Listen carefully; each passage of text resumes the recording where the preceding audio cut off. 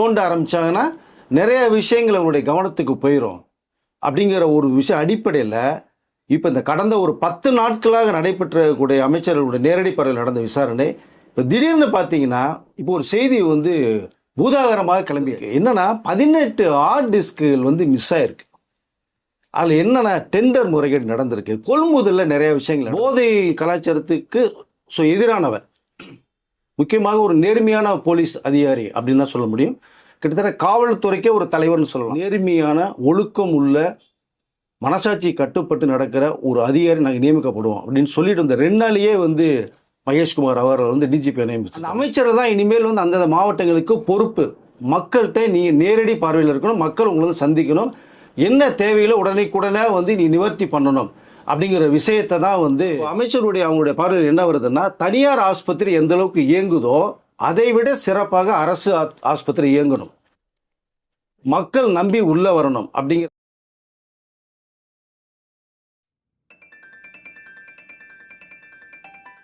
மூத்த பத்திரிகையாளர் வெங்கடேஷ் சார் நம்மளோட இணைஞ்சிருக்காரு. வணக்கம் சார். வணக்கம் சார். ஒரு ஷாக்கிங்கான ஒரு நியூஸ் ஒன்று வந்திருக்குது. கிட்டத்தட்ட மின்சாரத்துறையில் வந்து பார்த்தீங்கன்னா பல ஹார்ட் டிஸ்க்குகள் வந்து காணும்னு சொல்கிறாங்க. இந்த ஹார்ட் டிஸ்கில் வந்து ரொம்ப சென்சிட்டிவான ஹார்ட் டிஸ்க்.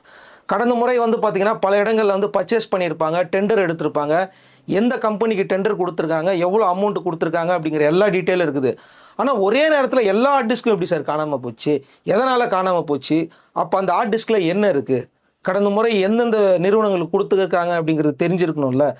இதில் வந்து பார்த்தீங்கன்னா இப்போ குறிப்பாக வந்து போலீஸ் வந்து ஒருத்தர் தலைமறைவாக இருக்கிறாருன்னு சொல்கிறாங்க, சிசிடிவியும் ஒர்க் ஆகலைன்றாங்க. இதுக்கு பின்னாடி என்ன சார் நடக்குது? ஏன் இவ்வளோ விஷயங்கள் வந்து பார்த்தீங்கன்னா மறைப்பதற்காகத்தான் பொய்யான செய்திகள் பரப்பப்படுகிறதுன்னு ஒரு சொல்லிக்கிட்டு இருந்தார் ஒருத்தர், அது நடந்துடுச்சோ? கண்டிப்பாக அப்படி தான் தோணுது. ஏன்னா இப்போ நமக்கு வந்து அமைச்சர் நிர்மல்குமார் அவரோட சமீபத்தில் வந்து நிறைய ஆய்வுகள் மேற்கொண்டுட்டே இருந்தாங்க, மின்சாரத்துறையில் நடந்துகிட்டு இருக்குன்னு. சென்னையில் பார்த்தீங்கன்னா நிறைய இடங்களில் இந்த மின்வெட்டு டக்குன்னு போடுறது இன்ன வரைக்குமே சில இடங்கள் தொடர்றதுன்ற எனக்கு தகவல் வருது. எனக்கு ஏன் நிப்பாட்டுறேன், எதுக்கு நிப்பாட்டேன்னு தெரியல, திடீர்னு 1 மணி நேரம் 2 நிப்பாட்டிடுறாங்க. பட் இது வந்து தொடர்கதையாக போயிட்டுருக்கு. அந்த நேரத்தில் தான் மின்சாரத்துறையில் ஆய்வு செய்யப்பட்டது, நிறைய விசாரிச்சுட்டு இருந்தாங்க நிர்மல்குமார் அவர்கள் அமைச்சர். இப்போ அந்த விசாரணை அடிப்படையில் தான் இவர் உள்ளுக்குள்ளே போயிட்டார். அமைச்சர் போனார்னா இன்னும் நிறைய தோண்ட ஆரம்பித்தாங்கன்னா நிறைய விஷயங்கள் அவருடைய கவனத்துக்கு போயிடும் அப்படிங்கிற ஒரு விஷயம் அடிப்படையில் இப்போ இந்த கடந்த ஒரு 10 நாட்களாக நடைபெற்றக்கூடிய அமைச்சர்களுடைய நேரடி பார்வையில் நடந்த விசாரணை இப்போ திடீர்னு பார்த்தீங்கன்னா இப்போ ஒரு செய்தி வந்து பூதாகரமாக கிளம்பியாச்சு. அமைச்சருடைய நேரடி பார்வையில் இருக்கும்போது இந்த இந்த சனி ஞாயிறில் லீவில் பார்த்தீங்க அப்படின்னா இந்த முக்கியமான அதிகாரிகள் வரமாட்டாங்க, அங்கே இருக்கிற ஸ்டாஃப் வருவாங்க, ஒர்க் பண்ணுவாங்க, போவாங்க. இப்போ சென்னையில் மவுண்ட் ரோடில் இருக்கிற மின்சார வாரிய தலைமை அலுவலகம் இருக்காங்க, அங்கே தான் வந்து டோட்டல் ஹெட் குவார்ட்டர்ஸ். இப்போ அங்கே இந்த சம்பவம் நடந்திருக்கு. என்னென்னா 18 ஹார்ட் டிஸ்குகள் வந்து மிஸ் ஆகிருக்கு. அதில் என்னென்னா டெண்டர் முறைகேடு நடந்திருக்கு, கொள்முதலில் நிறைய விஷயங்கள் நடந்திருக்கு, நிலக்கரி ஊழல் வந்து மாதிரி அது நடந்திருக்கு நிறையா. இப்போ இதெல்லாம் ஆராய்ச்சி பண்ணும்போது யார் பண்ணியிருப்பாங்க போது கிட்டத்தட்ட பார்த்தீங்கன்னா ஏற்கனவே ஒரு 395 கோடிக்கு வந்து டிரான்ஸ்ஃபார்மர் ஏதோ ஒரு விஷயம் நடந்துட்டு இருக்கிறதா இப்போ விசாரணை மேற்கொள்ளும் தகவல் வரை இருக்கணும். இப்போ இவ்வளோ விஷயங்கள் அடிப்படையில் இந்த மின்சாரத்துறையில் இவ்வளோ சம்பவம் நடந்திருக்கும் போது மிகப்பெரிய கேள்விக்குறியாக இருக்குது. 5 வருடமாக சிசிடிவி ஃபஸ்ட்டு வேலை செய்யலை. இப்போ லஞ்ச ஒழிப்புத்துறையில் வந்து இது 2 நாள் வந்து நடந்திருக்கு, 16-17 தேதி நடந்திருக்கு. 20ஆம் தேதி தான் இது விஷயம் தெரிய வருது. மற்ற ஸ்டாஃப் வந்து உட்காந்து பார்க்கும்போது தான் சார் நிறைய சிஸ்டம் வந்து எரேஸ் ஆகிருக்கு, காணோம். அதிகாரிகள்லாம் உடனடியாக கூப்பிட்டு வச்சு எல்லாம் பேசும்போது தான் இல்லை ஹார்ட் டிஸ்கே மிஸ் ஆயிருக்கு, 18 ஹார்ட் டிஸ்க் இல்லை. அப்போ இவர் வழி இல்லை, லஞ்ச ஒழிப்புத்துறையில் நம்ம கம்ப்ளைண்ட் கொடுத்துருவோன்னு 20ஆம் தேதி அன்னைக்கு அந்த உயர்மட்ட அதிகாரிகள்லாம் சேர்ந்து பண்ணும்போது தான் அவர் இடத்துல போகும்போது தான் சிசிடிவி கேட்குறாங்க. அதற்கு பிறகு பார்க்கும்போது சிசிடிவி 5 வருஷமாகவே வேலை செய்யலை, பழுது அடைஞ்சிருச்சு. கேட்டால் நிறைய செலவாகிறதுனால வைக்கலைங்கிற ஒரு தகவல் வருது. அது எப்படி முக்கியமான துறையில் முக்கியமானதை வச்சே தீரணும். அப்போ தான் யார் உள்ளே வரா, யார் பேசுகிற, என்ன நடக்குது, எந்த நம்பர், அது 3ஆம் நம்பர் வெளில வர்றாங்க, உள்ளே போகிற விஷயம் நமக்கு தெரிய வரும். இப்போ அந்த சிஸ்டம் இல்லாதனால அது யாருன்னே தெரியல. இப்போ 18 ஆர்டிஸ்டில் எப்படி மாயமாச்சு. இந்த சிஸ்டம்னுடைய அட்மினிஸ்ட்ரேட்டிவ் வந்து இப்போ தலைமறை வைக்காது. அது இன்னைக்குள்ளே நாங்கள் அவர் அரெஸ்ட் பண்ணிடுற தகவல் நமக்கு வருது. இப்போ காவல்துறை சீரியஸாக ஸ்டெப் எடுத்துட்டாங்க. அமைச்சர் நிர்மல்குமார் விசாரணை மாரி நிறைய போய்கிட்டு இருக்கத விசாரணை அடிப்படையில் நான் இன்னும் நிறைய தகவல் இருக்கு, நான் உங்கள்கிட்ட நான் எக்ஸ்பிளைன் பண்ணுறேன் அப்படின்னு. இப்போ மின்சாரத்துறையில் மிகப்பெரிய ஊழல் நடந்திருக்கு. ஏன்னா இப்போ அடுத்த மாதம் பட்ஜெட் தாக்கல் பண்ணும்போது நிறைய விஷயங்களை வந்து முதலமைச்சர் மக்கள் கவனத்தை கொண்டு வர போகிறாங்க. அதனால தான் நாளைக்கு கிட்டத்தட்ட எல்லா அமைச்சர்களும் கூப்பிட்டு டிஸ்கஷன் பண்ண போகிறாங்க. இப்போ அந்த அடிப்படையில் இப்போ முதல் விஷயமா இப்போ வந்திருக்கு. மிகப்பெரிய விஷயம் ஒரு ஊழல் நடந்திருக்கதா ஒரு தகவல். இப்போ அதனுடைய விசாரணை நடைபெற்றுட்டு இருக்கு. பட் மேற்கூடி எப்படி வரும், யார் யார் இதில் வந்து உள்ள மாட்ட போகிறாங்க, ஏன் கடந்த முறை 5 வருடங்களாக வந்து சிசிடிவி இல்லை, எதற்காக யார் சொல்லி இது எடுக்கப்பட்டு போனது அப்படிங்கிற விஷயம்லாம் அந்த நபர் கைது செய்யப்பட்ட உடனே தகவல் வரும். எப்பயுமே ஒரு தவறை வந்து மறைக்க முடியாது. பட் எதற்காக பண்ணார விஷயம் அவர் வரும்போது அவர் கண்டிப்பாக சொல்லி தான் திரும்ப வழி கிடையாது. பட் அப்படி ஒரு நிலைமை இப்போ போயிட்டுருக்கு. விசாரணை முடிவில் வந்து யார் சம்மந்தப்பட்டது என்னங்கிறத மக்களுக்கு அவர் வந்து வெளிச்சத்துக்கு கொண்டு வரதை தமிழக முதலமைச்சர் ஒரு விஷயத்தை எடுத்திருக்காங்க. நிர்மல்குமார் அவர்களும் விசாரணை முடிவில் உங்களுக்கு நிறைய விஷயங்கள் இருக்குது தெளிவுபடுத்துறேன்னு சொல்லியிருக்காரு. இப்போ இந்த மாதிரியான செய்திகள் வரக்கூடாது அப்படின்றதுக்காக தான் இந்த மின்வெட்டுகள் அங்கங்கே நடந்தது. இது ஒரு திசை திருப்புறதுக்கான வேலை. ஏன்னா அவரே சொன்னார், பல அனுதாபிகள் கடந்த முறை இருந்த அந்த கட்சியை சேர்ந்த அனுதாபிகள்லாம் பல இடங்கள்ல இருக்காங்க, எங்களுக்கு சரியாக ஒத்துழைப்பு தர மாட்டேன்றாங்க அப்படிங்கிற மாதிரி ஒரு செய்தியும் கொடுத்துருந்தாங்க. இப்போ இதெல்லாம் அவங்க வந்து ஃபோக்கஸ் பண்ணக்கூடாது, இவங்க ஃபோக்கஸ் வந்து ஆடிட்டிங்கில் இருக்கக்கூடாது, இந்த மாதிரி நம்ம அங்கங்கே கட் பண்ணி விட்டோம்னா அதில் இருக்கட்டும்ன்றதுக்காக தான் டைவெர்ட் பண்ணுறதுக்காக தான் நடந்துதா? அதனால தாங்க வந்து முதலமைச்சர் நிறைய பேர் இப்போ விமர்சனம் பண்ண ஆரம்பிச்சிருக்காங்க. உங்களுக்கு இந்த 21 நாளில் தேவையில்லாத விமர்சனம் பண்ணுறாங்க. இந்த மாதிரி தகவல்களை அவங்க வந்து மக்கள் மத்தியில் கொண்டு போயிடக்கூடாது அப்படிங்கிற நோக்கத்தில் தான் இப்போ நிறைய விஷயங்கள் பேசப்பட்டு இருக்கு. அவர் எதுவுமே காது கொடுத்து கேட்கறது இல்லை. நீங்கள் பேசுகிறத பேசுங்க, விமர்சனம் பண்ணுறதை பண்ணுறங்க, நிப்பாட்டாடாதீங்க, அதான் எனக்கு எனர்ஜின்னு சொல்லிட்டார் வேற. இப்போ இந்த தொடர் விசாரணைகள் பல துறையில் வந்து இப்போ ஆய்வு மேற்கொள்ளப்பட்டு இருக்கு. எந்தெந்த துறையில் என்னென்ன நடக்குது, என்னென்ன பண்ணலை, என்ன முறையீடுகள் நடந்திருக்கு, மக்களுக்கு வெளிச்சத்தை போட்டு காட்டணுங்கிறது தான் முதலமைச்சர். அதான் ஊழல் இல்லாத மாநிலமாக உருவாக்கணும், லஞ்சத்தை ஒழிக்கணும், இதுதான் முக்கிய குறிக்கோள். போதையை ஒழிக்கணும், பெண்கள் பாதுகாப்பு, இதுதான் 5 மேட்டர் ஹைலைட் எடுத்திருக்காரு. இந்த 5 மேட்டரை தொட்டாலே தமிழ்நாடு மக்களுடைய அந்த வாழ்க்கை சிறப்பாக சீராக இருக்கும், பொருளாதாரம் வேற லெவலுக்கு போகும். அதெல்லாம் முறியடிப்பதற்காக தான் தமிழக முதலமைச்சர் அவர்களுடைய மிகப்பெரிய தேவையில்லாத விமர்சனங்களை வச்சிட்டு இருக்காங்க. பட் எதுவாக இருந்தாலுமே இன்னும் மேற்படி நிறையா துறைகளுடைய ஆய்வுகள் மேற்கொள்ளப்பட்டு. நீ எதையுமே நீ ஒரு விஷயத்தை பேசி மக்கள் டைவெர்ட் பண்ணி கொண்டு போகலான்னு வந்து அந்த நேரத்துக்கு தான் உபயோகமாக இருக்கும். மக்கள் எல்லாம் பார்த்துட்டு இருக்காங்க. இன்னைக்கு ஆட்டோமேட்டிக்காக செய்தி வெளில வந்துருச்சு. இப்போ இந்த செய்திக்கு என்ன வரப்போகுது, திருச்சியில் ஒரு பேசின விஷயத்தை வந்து வேற மாதிரி திருச்சி நிறைய பேர் பேச ஆரம்பிச்சாங்க. அவரை மனசில் என்ன இருக்கோ அதை பேசினாரு. அது தேர்தலுக்கு முந்தைய பேசினானா பிந்தைய பேசினானா, தமிழக முதலமைச்சராக பேசுகிறான்னா அவர் சாதாரண சேவகன் தானே சொல்கிறாரு. நம்ம முதலமைச்சர் இல்லைன்றார், அவரே முதல் சேவகன்றார். பட் அதனால் இது சிறப்பாக செயல்பட்டு இருக்கு, சிறப்பான வழியில் போய்கிட்டு இருக்கு. அதனால் இன்னும் மேற்கொண்டு அரசு துறையில் என்னென்ன முறைகள் நடந்திருக்கோ அது எல்லாத்தையுமே அமைச்சர் நேரடி பார்வையில் வந்து நீங்கள் ஆய்வு மேற்கொள்ளப்படுங்க, மக்களுக்கு நம்ம சொல்லணும் அப்படிங்கிற விஷயத்தை தெளிவு பண்ணியிருக்காரு. ஓகே சார், இந்த மாதிரியான செய்திகளை வரவிடாமல் இருப்பதற்காக தான் சில பேரை வைத்து வந்து பார்த்தீங்கன்னா பேச வைக்கிறாங்க அப்படிங்கிற மாதிரி செய்தி பல சொல்லிட்டு இருந்தாங்க. டைவர்ட் பண்ணுறதுக்கான வழி தானே அது. அதனால தான் வந்து பார்த்தீங்கன்னா இங்கே சரியில்லை, அது சரியில்லை, இது நொட்டை, அது நொட்டை அப்படின்னு சொல்லியே வந்து பார்த்தீங்கன்னா என்ன ஊழல் நடந்தது, என்ன முறைகேடு நடந்தது, இந்த நியூஸ் வெளிவராமல் தடுப்பதற்காகவே பேச வைக்கிறாங்கன்றத நிறைய பேர் சொல்லிட்டு இருந்தாங்க. இப்போ அது டிவி நியூஸ்லேயே வெளியே வந்துருச்சு. நீங்கள் நிறைய விஷயத்தை மூடி மறைக்க முடியாதுங்க. எது பேசினாலுமே அந்த குறிப்பிட்ட நேரத்துக்கு தான் இருக்கும். இது பெரிய விஷயம் உங்களுக்கு. இது எப்பவுமே முன்னுமே பண்ண முடியாது. இப்போ இந்த ஹார்ட் டிஸ்க் 18 ஹார்ட் டிஸ்க் எடுத்துகிட்டு போயிட்டாங்கல்ல, இது தெரியாமல் போமா உங்களுக்கு? எல்லா ஊழியர்களும் அப்படி இருக்க மாட்டாங்க, ஒரு சில ஊழியர்கள் மட்டும்தான் அப்படி இருக்காங்க. அதுதான் ஏற்கனவே நிறைய சொல்லியிருக்கேன். அரசு ஊழியர்கள் எந்த அரசு மாற்றம் செய்து வந்தாலுமே அவர்களுக்கு உங்கள் முழு ஒத்துழைப்பை தரணுங்கிறத நம்ம பேசியிருக்கோம். இப்போ மற்ற ஊழியர்கள் சொல்லிட்டாங்க, ஒரு ஊழியர் எடுத்துகிட்டு போயிட்டாங்க, வேற ஒரு ஊழியர் வந்துட்டு இதை வந்து சொல்லிட்டாங்களே அதிகாரிகள்கிட்ட, சார் 18 ஹார்ட் டிஸ்கை காணோம், உடனே விசாரணை கொள்ளுங்க. உயிரிழப்பு பூரா வந்துட்டாங்கல்ல இல்லையா? 18 ஹார்ட் டிஸ்க் மிஸ் ஆச்சு, 20ஆம் தேதி இன்னைக்கு பண்ணி லஞ்ச ஒழிப்பு துறைக்கு போயிடுச்சு. ஸோ அதனால் இந்த மே 16 17ஆம் தேதி நடந்த இப்போ வந்து ஜூன் இன்னைக்கு 4, மே 16 17 நடந்த விஷயத்தை மே 20ஆம் தேதி 3 நாட்களாக அவர்களுக்குள்ளே ஒரு விசாரணை நடைபெற்று இருக்கு. எப்படி போச்சு, ஏன் போச்சு, யார் எடுத்துகிட்டு போனான்னு. இது தெரியாத பட்சத்தில் வரும்போது ஒரு வழியே இல்லாமல் தான் லஞ்ச ஒழிப்புத்துறைக்கு அவங்க போராளிக்க போகிறாங்க. இப்போ சிசிடிவி மேட்டர் வேறு வெளில வருது, ஒன்று தொட்டால் ஒன்று அடுத்து வரிசையாக வருது, இது இல்லை அது இல்லை அது இல்லை அப்படின்னு. ஏங்க சிசிடிவி எவ்வளோ முக்கியங்க, எவ்வளவோ செலவுகள் பண்ணும்போது அது ரொம்ப முக்கியம் இல்லையா? இப்போ இப்படி ஒரு விஷயம் நடந்திருக்கு மின்சார வாரியத்தில், அதை இப்போ மக்களுக்கு செய்தியாக வெளில வந்துருச்சு. ஒரு விஷயத்தை மறைக்க முடியாது என்பதற்கு இது ஒரு உதாரணம். இன்னும் நிறைய துறையில் நடந்திருக்கிற விஷயத்தை நீ தெளிவுபடுத்துவார்கள் பாருங்க. ஓகே சார், இதுவே வந்து பார்க்குறவங்களுக்கு வந்து ரொம்ப ஷாக்கிங்கான ஒரு நியூஸாக இருக்குன்னு நான் நினைக்கிறேன். அதே மாதிரி அடுத்தடுத்து நிறைய விஷயங்கள் வெளியே வரப்போகுது. நம்ம ஏற்கனவே சொல்லிட்டு இருந்தோம் இது நடக்க போகுது அப்படிங்கிறத. இப்போ அது செய்திகளில் வெளியே வந்துச்சு. புது டிஜிபி அவர்கள் வந்து நியமிக்கப்பட்டிருக்காங்க. அவரை பற்றி பல தகவல்கள் இப்போ புதுசாக வந்துகிட்டு இருக்கு. ரொம்ப கடுமையாக வந்து இருப்பார். எதையும் வந்து பார்த்தீங்கன்னா இவங்க வேற அவங்க வேறலாம் பார்க்க மாட்டார். ஸ்ட்ரெயிட் ஃபார்வர்டான ஆட்கள் அப்படின்ற மாதிரி சொல்லியிருக்கிறாங்க. அது ஒரு பெரிய பேசுபொருளாக மாறி இருக்குது. 6 மாதத்துக்குள்ளே நீங்கள் செஞ்சு முடிச்சே ஆகணும்னு சொல்லிட்டு சிஎம் விஜய் அவர்கள் வந்து ஒரு முக்கியமான ஒரு ஆர்டர் போட்டிருக்காரு. அது நடந்துச்சுன்னா கண்டிப்பாக வந்து பார்த்தீங்கன்னா நம்ம இதுக்கு முன்னாடி இருந்த ஏரியாவும் இப்போ பார்க்குற ரோடும் வந்து வேற மாதிரி இருக்கும். புதிய ஒரு முயற்சி ஒன்று நடந்துகிட்டு இருக்கு அப்படின்னு சொன்னாங்க. என்ன டீட்டெயில்ஸ் சார்? இப்போ முதல் முறையாக நம்ம சிறப்பாக பார்க்கணும்னா நேற்று வந்து தமிழக முதலமைச்சர் விஜய் அவர்களுடைய அழைப்பின் பேரில் வந்து புதியதாக தமிழகத்தில் வந்து டிஜிபி மகேஷ்குமார் அகர்வால் அவர்கள் வந்து அது இங்கே நியமிக்கப்பட்டிருக்காங்க. பட் அவரை பற்ற விஷயங்கள் நிறைய இருக்குது. யூபிஎஸ்சி சார்பாக 3 பேரை வந்து பரிந்துரைக்கப்பட்டதில் வந்து தமிழக முதலமைச்சர் டிக் பண்ணது வந்து மகேஷ்குமார் அகர்வால் அவர்கள். பட் அவருடைய சிறப்பு என்னன்னு பார்த்தீங்கன்னா ஆக்சுவலாக 94 பேட்ச் ஒரு ஐபிஎஸ்ஸு நம்மளுடைய இந்தியா பங்களாதேஷ் பார்டர் வந்து 4000 கிலோமீட்டர் சர்க்கிளுக்குள்ள அவருடைய கண்காணிப்பில் டிஜிபியாக வந்து அந்த பார்வையில் இயங்குனது ஒரு விஷயம் இருக்குது.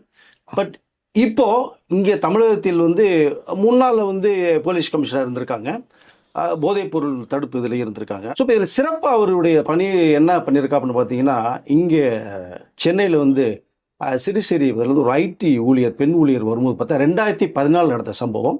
ஒரு 3 பேர் சேர்ந்து அவர்கிட்ட நிறைய திருடிட்டு போய் ஏடிஎம் கார்டெலாம் திருடிட்டு போய் அவர் மர்டர் பண்ணிவிட்டு எஸ்கேப் ஆயிட்டாங்க. அந்த கேஸ் இவர்கிட்ட தான் ஒப்படைக்கப்படுது. அப்போ இவர் வந்து நிறைய புலனாய்வு பண்ணி பண்ணி பண்ணி பார்க்கும்போது அந்த ஏடிஎம் கார்டை வச்சு அவங்க வந்து ஏடிஎம் மிஷின்லேருந்து பணம் ஸ்வைப் பண்ணி எடுக்கும் போது தான் அது எங்கேருந்து எடுக்கப்பட்டது எந்த மிஷினுங்கிற அளவுக்கு இவருடைய புலனாய்வில் வரும்போது தான் சிசிடிவி மூலம் வச்சு நிறைய விசாரணையே தனி ஸ்டைலில் போயிருக்கு. அப்போ எங்கே எடுத்தனா வெஸ்ட் பெங்காலில் வந்து எடுக்கப்பட்டது வந்து அங்கேருந்து அரெஸ்ட் பண்ணி கூப்பிட்டு வந்த அந்த ஒரு சம்பவம் இருக்குது.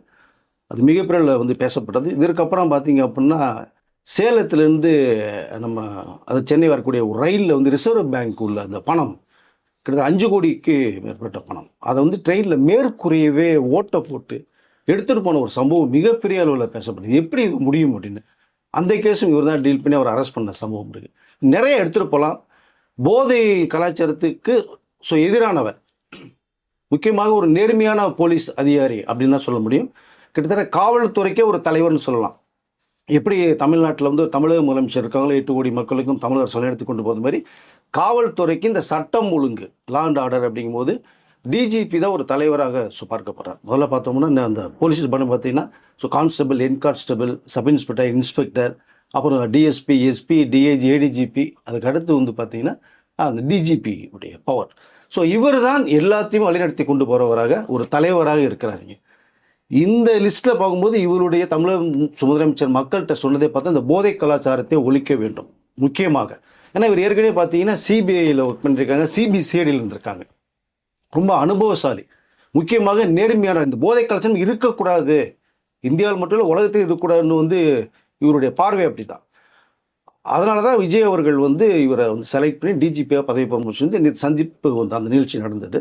இனிமேல் தமிழகத்தில் போதை கலாச்சாரம் மிக சீக்கிரமாக ஒழிக்கப்படும் அப்படிங்கிற ஒரு பார்வை மக்கள் மத்தியில் எழுந்திருக்கு.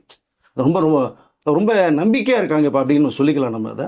பட் இனிமேல் இந்த கலாச்சாரம், இந்த பெண்கள், இந்த சிறுமிகள், இந்த பெண்கள் பாலியல் குற்றச்சாட்டு எல்லாமே குறையிறதுக்கான வாய்ப்புகள் முழு மூச்சாக செயல்படும் அப்படிங்கிற மாதிரி அவர் நேற்று பேசின விஷயமும் ஒன்று இருக்குங்க, பதிவு பண்ணியிருக்காங்க.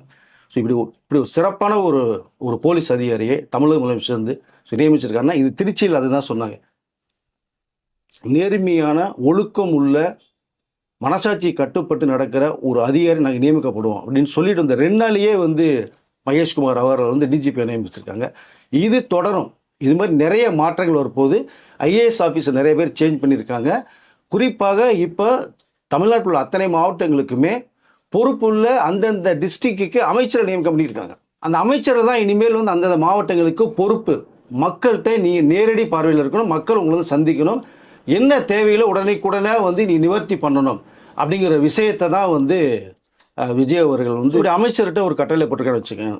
பட் இந்த மகேஷ்குமார் அவர்களை பற்றி சொன்னதில்லை, அந்த சம்பவம் சிறுசேரியில் ஒரு சம்பவம் நடந்தில்லை, அதனுடைய பேஸில் தான் விஜய் அவர்கள் நடித்த திரைப்படம் அட்லி இயக்கத்தில் வந்த படம். அதில் அந்த ஒரு சம்பவத்தை எடுத்து தான் மிகப்பெரிய ஒரு காட்சி ஒன்று அமைக்கப்பட்டிருக்கும். அந்த பாலத்தில் தொங்கி விடுற ஒரு சீன் வரும். பட் இந்த நிஜ சம்பவங்கள் அடிப்படையில் தான் விஜய் அவர்கள் காவல்துறை எதிராக நிறைய படம் இந்த நடிச்சிருக்காருங்கிறதுக்கு இது ஒரு சின்ன எக்ஸாம்பிள் இது. பட் அப்படிப்பட்ட ஒரு நேர்மையான அதிகாரி அவர் நியமிச்சிருக்காங்க. இப்போ அடுத்து ஒரு சிறப்பாக பார்க்கணும்னா டாஸ்மாக் நம்ம எடுத்தே ஆகணும். நமக்கு கிட்டத்தட்ட பார்த்தீங்கன்னா 26 பேர் வந்து சஸ்பெண்ட் செய்யப்பட்டிருக்காங்க. குறிப்பாக வந்து இவர்கள் ஏன்னா சொல்லி நீங்கள் சொன்ன டயத்துக்கு மீறுறது, பிளாக்ல விற்கிறது, இந்த நிறையா சம்பவங்கள் நடக்கும்போது சொல்லி பார்த்தாங்க, டக்குன்னு உடனே நடவடிக்கை பண்ண சொல்லி 26 பேர் சஸ்பெண்ட் சம்பவம் இருக்குது நமக்கு தான். ஏன்னா இந்த ஒரு போதைங்கிறது முக்கியமாக ஒழிக்கப்படணுங்கிறது தான் தமிழக அமைச்சருடைய முக்கியமான ஒரு எண்ணம். அதன் அடிப்படையில் தான் நிறையா குறைச்சிட்டு வராங்க. திருச்சியில் பேசும்போது கூட 700 கடை மூடப்பட்ட விஷயத்தை சொன்னாங்க. ஏன்னா இங்கே பிளாக்ல விற்கப்படு 10 மணிக்கு மேலே நிறைய 12 மணி வரைக்குமே கடையை திறந்து அந்த பாரில் விற்கப்படுகிற ஒரு விஷயம் தெரியுது. இதற்கு பிறகு பார்த்தீங்கன்னா இந்த மணமகிழ் மன்றம்ன்ற ஒரு இடத்துல தான் இந்த பாட்டிலுக்கு 20 ரூபா அப்படின்னு விற்கப்பட்ட சம்பவத்தில் அதையும் வந்து இப்போ எதுவுமே இல்லைங்கிற அளவுக்கு முடிச்சுட்டாங்க. ஒரு சம்பவம் ஒரு நபர் மூலமாக நடந்ததுனால இப்போ பாட்டிலுக்கு நீங்கள் பேசுகிறீங்க அப்படின்ற ஒரு சம்பவம் பேசப்பட்டிருக்கோம், அதையும் க்ளோஸ் பண்ணியாச்சு. இப்போ நிறைய நீங்கள் டாஸ்மாக் கடையிலையும் எலைட் பார்லையும் இப்போ கேட்டிங்க அப்படின்னா முன்னெல்லாம் 10 ரூபா 20 ரூபா வந்து எக்ஸ்ட்ரா வாங்கி கொண்டிருந்தவர்கள் அப்போ என்ன சொல்லுவாங்க, நான் 20 தர முடியாதுண்ணா, பாட்டில் கிடையாது வச்சு நீ பாட்டு போயிட்டே இருன்னு வந்து ரொம்ப கராராக பேசினவர்கள் இருக்காங்க. இல்லைன்னா வந்து இங்கே தராறு பண்ணுறேன்னு சொல்லி நிறைய அவர்கள் மேலேயே அவர் மேலே ஒரு குற்றத்தை சுமத்தின விஷயம் இருந்தது. ஆனால் இன்றைக்கு அப்படி இல்லை. இன்னைக்கு 10 ரூபா வாங்குறதும் இல்லை, 20 ரூபா வாங்குறதும் இல்லை. அப்படியே நீங்கள் கேட்டு வந்து இல்லைன்னு சொன்னீங்கன்னா உடனடியாக மொபைலில் வீடியோ எடுத்து நிறைய பார்வையை கொண்டு போன அமைச்சர்கிட்டையும் முதலமைச்சருக்கு அனுப்பி கொண்டு போனது ஒரு விஷயம் இருக்குது. அதனால் இப்போ யாருமே 10 ரூபா 20 ரூபா கேட்கலைங்கிற ஒரு தகவல் வருது. இது ரொம்ப சிறப்பாக பார்க்குறேன். இது போக போக போக இன்னும் நிறைய இடங்களில் இது வந்து இந்த 10 ரூபாய்ன்றது முற்றிலுமாக ஒழிக்கப்படும். அது முக்கியமாக சொல்லிக்கலாம். இன்னும் மேற்கொண்டு நிறைய கடைகள் வந்து இதை மூட பண்ண வாய்ப்புகள் நிறைய இருக்குது. இப்போவே நிறைய மக்கள் மத்தியில் ஒரு ஆதரவு இருக்குது. அது இன்னும் போக போக நிறைய குறைக்கப்படும். அதற்கு அடுத்து பார்த்தீங்கன்னா முக்கியமாக திருச்செந்தூரில் வந்து அமைச்சர் ரமேஷ் அவர்கள் போயிட்டு வந்த ஒரு சம்பவத்தை நம்ம ஏற்கனவே பேசியிருக்கோம். பட் அங்கே இப்போ பார்த்தீங்கன்னா ஒரு 5 போலீஸ் காவலர்கள் வந்து நியமிக்கிட்டு இருக்காங்க. ஏன்னா பொதுமக்கள் வரணும், நேரடியாக போய் தரிசனம் பண்ணிட்டு வரணும். நீங்கள் இந்த லஞ்சம் நீங்கள் அதுக்குன்னு ஒரு டோக்கன் அனுப்போம், 50 ரூபாய்க்கு வருஷம் 100 ரூபாய்க்கு அதில் நீங்கள் போகலாம் வரலாம். பட் இந்த மறைமுகமாக வெளியில் வந்து இந்த அர்ச்சகரே ஒரு தரகராக மாதிரி நீங்கள் முன்னாடி கொண்டு கொண்டு முருகன் முன்னாடி போய் நிப்பாட்டி வைக்கிறேன்னு சொல்லி 5000 10,000 வார சம்பவம் இருக்குது. அதுதான் நடந்த விஷயம்.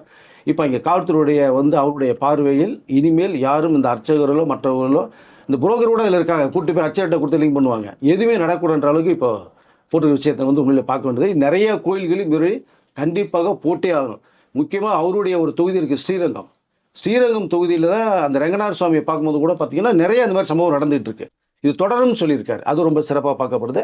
அப்புறம் குறிப்பாக பார்க்க போனோம்னா இப்போ டெல்லிக்கு என்னுடைய தமிழக முதலமைச்சர் அவர்கள் போயிட்டு வந்ததுக்கு பிறகு என்ன பேசுனா எதுனா 10 நிமிஷத்தில் அப்படிங்கிற மாதிரி விஷயம் நிறைய விஷயங்கள் பேசுறது யாருக்கும் தெரியாது. குறிப்பாக இந்த மீனவருடைய பிரச்சனையை பேசினாங்க.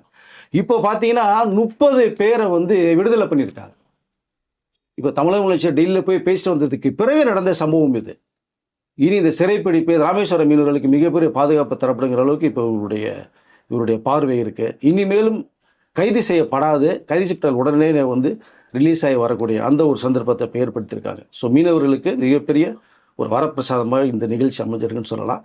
இதற்கப்புறம் பார்த்தீங்க அப்படின்னா கிட்டத்தட்ட இந்த வீக் எண்டு நெக்ஸ்ட் வீக் வந்து சிங்கப்பெண் அதிரடிப்படை அந்த ஒரு திட்டத்தை வந்து இனாகரேட் பண்ணி செயல்படுத்த போகிறாங்க. அதுக்கு வேண்டிய யூனிஃபார்ம் கொடுத்தாச்சு.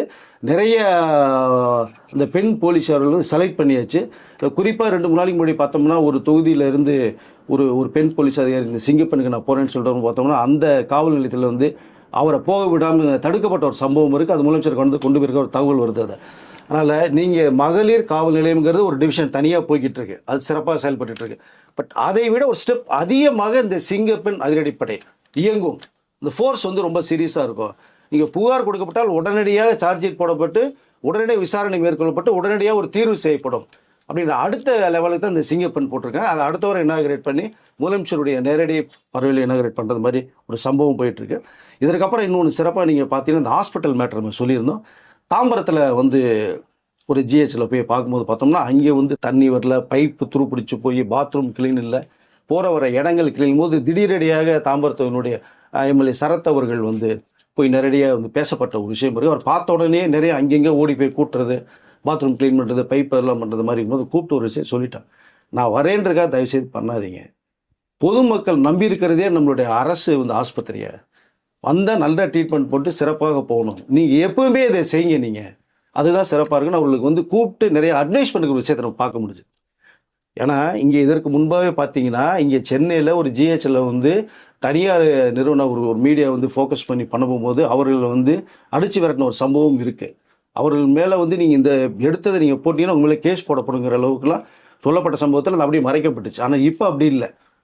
மீடியாவுக்குன்னு தனி ஸ்பெஷலே கொடுத்துருக்காங்க. நீங்கள் நேரடியாக போங்க, விசாரணை பண்ணுங்க, நீங்கள் வந்து ஃபோக்கஸ் பண்ணீங்க, வீடியோ எடுத்துங்க, உங்களுக்கு யாரை வேணாலும் நீங்கள் வந்து நீங்கள் மக்கள்கிட்ட வந்து இந்த வீடியோ காட்டிங்கன்ற அளவுக்கு அவங்களுக்கு பெர்மிஷன் கொடுக்கப்பட்ட ஒரு சம்பவத்தை பார்க்குறோம். ஸோ இப்போ அமைச்சருடைய அவங்களுடைய பார்வையில் என்ன வருதுன்னா, தனியார் ஆஸ்பத்திரி எந்த அளவுக்கு இயங்குதோ அதை விட சிறப்பாக அரசு ஆஸ்பத்திரி இயங்கணும், மக்கள் நம்பி உள்ளே வரணும் அப்படிங்கிற அந்த நோக்கத்தில் தான் இப்போ நிறைய வந்து ஆய்வுகள் நடத்தப்பட்ட ஒரு விஷயம் இருக்குது. இதுவும் சிறப்பாக பார்க்கப்படுது. இதில் ஒரு பக்கம் வந்து பார்த்தீங்கன்னா நிறைய விஷயங்கள் செஞ்சுக்கிட்டு இருக்காங்க. இந்த விஷயங்கள் தெரியாத அளவுக்கு வந்து பார்த்தீங்கன்னா நிறைய பொய்யான செய்திகளை பரப்பிக்கிட்டு இருக்காங்க. இது ஒரு பக்கம் போயிட்டு இருக்கு. ஹார்ட் டிஸ்க்கு காணோம், கண்டிப்பாக டிஜிபியை போட்டிருக்காங்க.